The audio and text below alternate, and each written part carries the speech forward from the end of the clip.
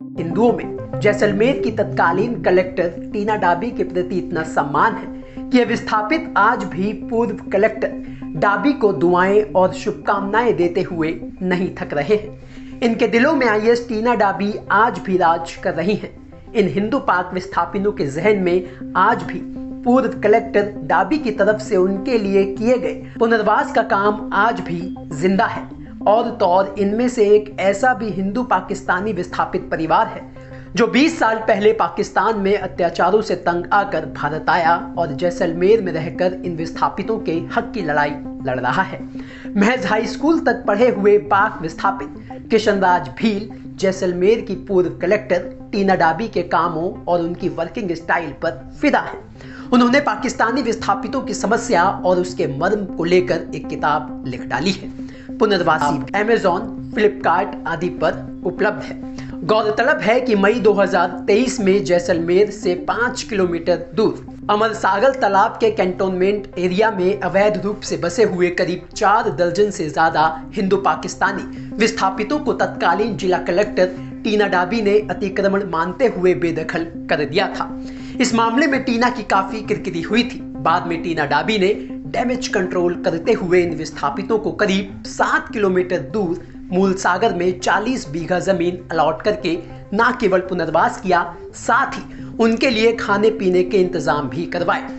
ये पहला मामला था जिसमें हिंदू पाकिस्तानी विस्थापितों को बकायदा राज्य सरकार के सहयोग से जिला प्रशासन की तरफ से पुनर्वास किया गया। उसके बाद ये हिंदू पाकिस्तानी विस्थापित तत्कालीन जिला कलेक्टर टीना डाबी की कार्यशैली पर फिदा हो गए और उन्हें खूब दुआएं देने लगे।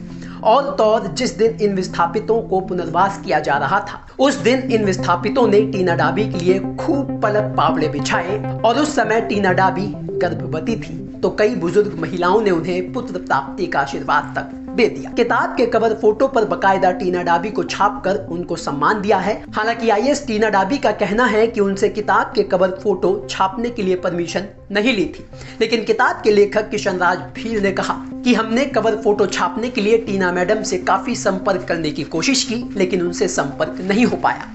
इस वजह से हम उनसे अनुमति नहीं ले पाए, मगर हमारे दिल में उनके प्रति श्रद्धा और आस्था है और हमने ये फोटो किताब के कवर पर छाप दिया। अब डाबी मैडम अगर उनके खिलाफ कोई कार्रवाई करती हैं तो उन्हें मंजूर है। अब बात करें किताब की तो जैसलमेर के गजरूप सागर में पाकिस्तानी विस्थापितों की बस्ती में निवास कर रहे किशनराज भील ने बताया वे पत्थर का काम करते हैं। उन्होंने पुनर्वासी भील नामक एक पुस्तक लिखी है।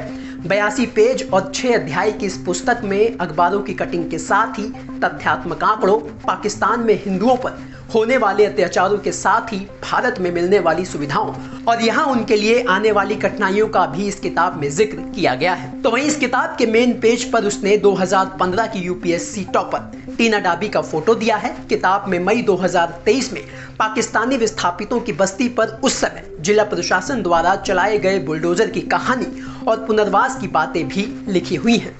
इसके अलावा पाकिस्तानी विस्थापितों को पुनर्वासी शब्द कहने की बात को ज्यादा तवज्जो दी है। साथ ही किताब में पाकिस्तानी विस्थापितों के भारत आने वाली कई समस्याओं और पुनर्वास को लेकर भी वृतांत लिखा गया है। किताब के लेखक किशनराज भील ने बताया कि हमारे पूर्वज तत्कालीन कारणों के चलते भले ही पाकिस्तान चले गए हों, लेकिन हमारा मूल जन्म स्थान जैसलमेर है और हमारा दिल आज भी भारत के लिए धड़कता है। राजस्थान तक के लिए जैसलमेर से विमल भाट।